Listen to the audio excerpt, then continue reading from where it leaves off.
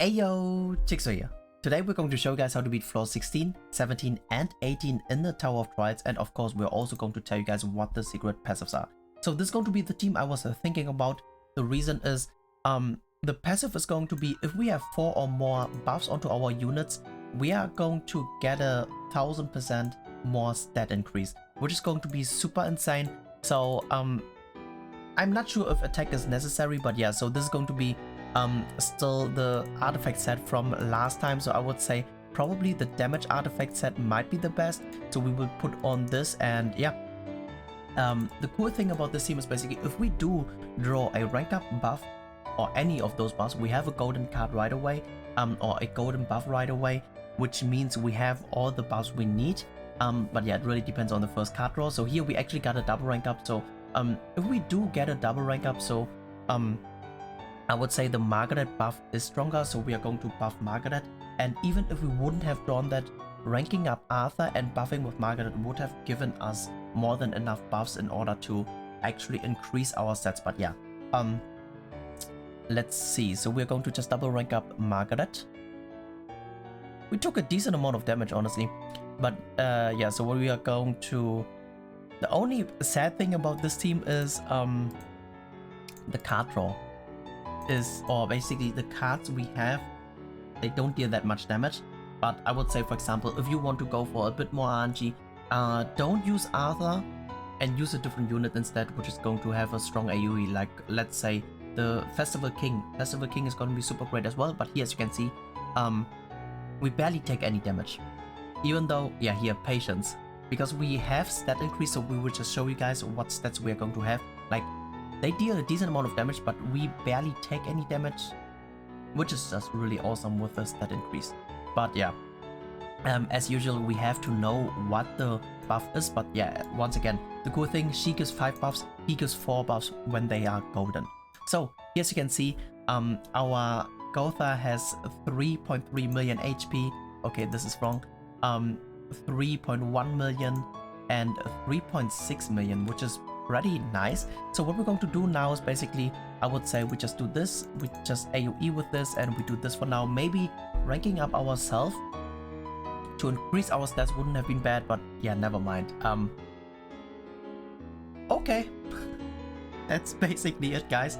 That's it with floor 16. Oh well, yeah, it was the first time beating, so I didn't know that they would be that squishy, but that's how easy it is. The secret passive of floor 17 is going to be using a stance card. So if we're going to use 2 or more stance cards, we're going to increase our stats once again.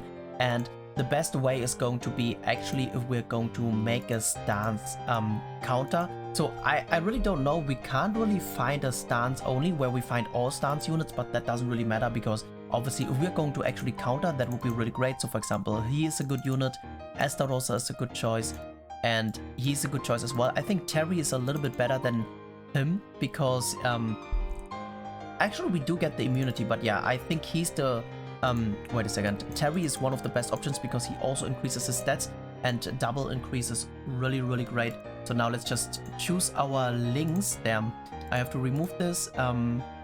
Here I would say Demon Melee is gonna be a good link. I guess the King will be a fine link, and here a Lifesteal Estarossa link is gonna be pretty good. And yeah, I think attack food is gonna be pretty fine. And basically what we're going to do is we are going to triple stance, and the stances are going to deal a lot of damage probably, and then we're basically good to go. So damn, we actually, no, it's not gonna be worth it. It doesn't really matter what card draw we're going to get, because what we're going to do is, as I said, we're just going to use the triple stance, and then we should be fine. I haven't done any runs yet, so someone in my Discord sent me the info about what the passives do. That's why I know exactly what they do, but I just haven't done any runs yet. But they seem to be pretty easy, at least if we do know what to do. So basically it's also kind of thanks to people who already tried that out and found out what the actual what the actual passive it's going to be. So okay, we got very nice cards. So here it's just kind of unfortunate. So maybe if we would have used, instead of another stance unit, like maybe for example a king, for example, for a lot of AoE damage, that would have been really good. But I was like, okay, if we can actually triple stance counter, it's gonna be pretty cool. Maybe I should have used the counter melee, but the unfortunate thing about counter melee is basically he only counters once. He doesn't do it permanently. And yes, you can see, damn, they attack so often that one of the units died already. That is really awesome. The 2-star of Sadia is really, really great. So let's definitely use this, and I would say the Sadiel AoEs. Oh, actually, we should have merged into the ult of Sadiel, because I think that way we would have saved a lot of time. But I honestly don't think it really matters. And here we even... Okay, this is kind of meh, because now we only have... well, basically we don't have different stances anymore, so I think we kind of lose the stat increase when the next turn starts. But it is what it is. Like here, as you can see, we deal like a lot of damage already. They are pretty much almost dead, even though we didn't even have to do anything besides of using the stances. So the ult is gonna be kind of annoying, because I think it's a stance cancel ult. No, never mind. Here, right? Yeah. So since we can't really...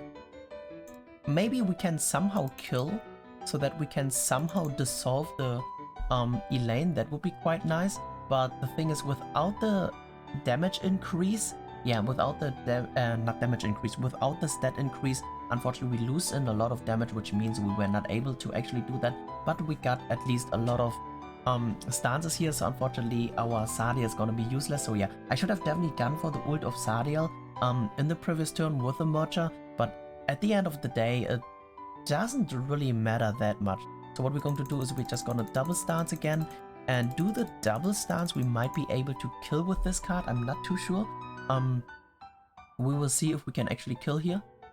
Yep, here as you can see, just because we have the 2 stances we deal way more damage. So yeah, I think maybe using 2 stance units and then using King with the AoE will save you a lot of time.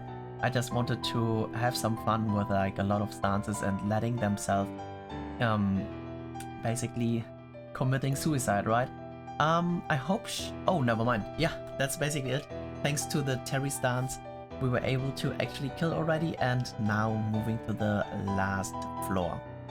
The secret passive of floor 18 is going to be using a rank down skill. So basically, if we're going to decrease ranks of cards, they are going to increase the stats by 1000%, which is going to be super insane. So I would say here, because I have gear for her, she's a good option. And let me see who has also... Merlin also has a rank decrease without any issues, and I think most of the people should have her.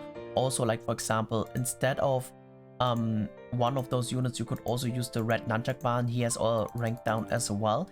And yeah, so what we're going to do is let's just get them links really quick, and then we're going to go in and beat this really quick. So this is kind of meh, so we should just sort after attack.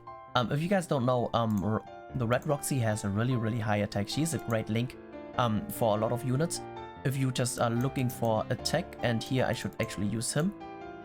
And let's just jump into it now. So this is gonna be I think a pretty easy clear, since we have 3 units with the rank down, but they only activate it when they are going to use the rank down. So I think Merlin is maybe the best, because is she even though the best?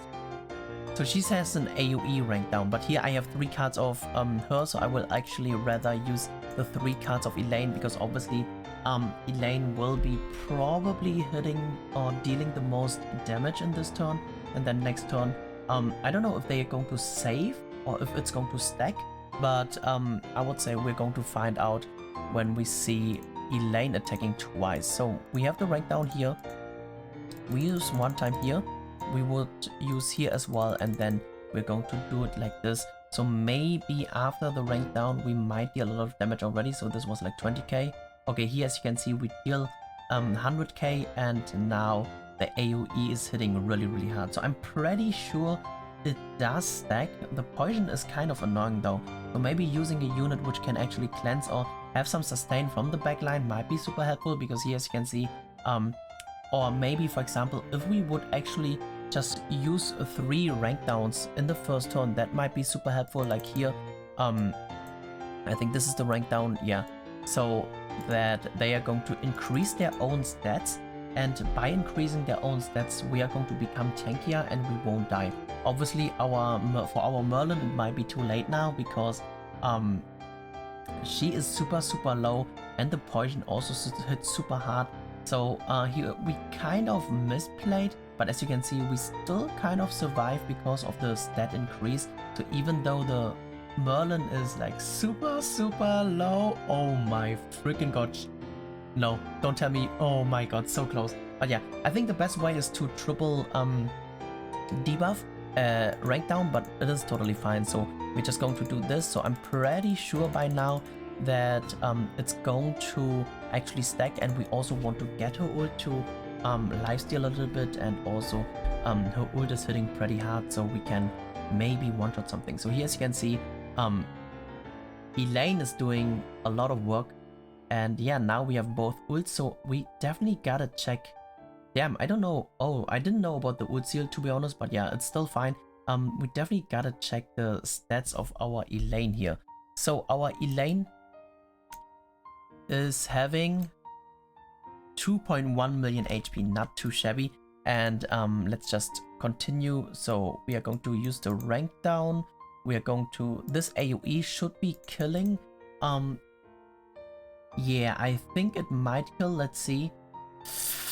Okay, very nice. And now we can finally start in attacking the Hellbomb. I really hope the Hellbomb doesn't have the revive passive like the OG Hellbomb, where when he dies he will survive with like 10% HP or something like that. But yeah, so very unfortunate. Despiers was definitely not a good option at all, because yeah, Despiers obviously doesn't have a rank down, but not like it matters too much. So the rank down here is going to be super helpful as well. Here we're going to increase our stats of our Dana list as well. I really wonder though if it's only activating when we do use a card or when we activate the card. So if you guys know what I mean. So if we activate a rank down, or if it's going to be just the card only. If you guys know, let me know in the comment section. And yeah, so damn, our list just barely survived. So let's just rank down again. So let's check our stats of her again. Yeah, definitely stacks, as you can see. And the ult is gonna basically finish off everything. At least I hope. But it definitely should. There's no way she's not going to kill. So yeah, that's basically it, guys. That's basically it for the video. I really hope you guys enjoyed watching this, or that it was helpful. Thank you so much for tuning in, and peace out for now.